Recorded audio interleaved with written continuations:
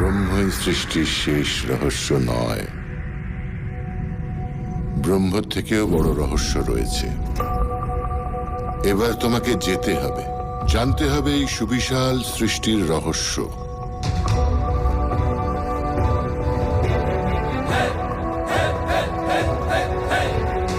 স্বর্গ, মর্ত, পাতাল সব জায়গায় অসুরকুল তাণ্ডব চালাচ্ছে।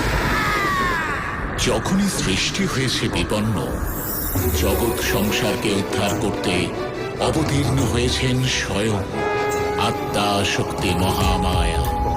কখনো তিনি ললিতা ত্রিপুরা সুন্দরী, কখনো অম্বিকা, আবার তিনি দশপ্রহরণধারিণী মহিষাসুরমর্দিনী।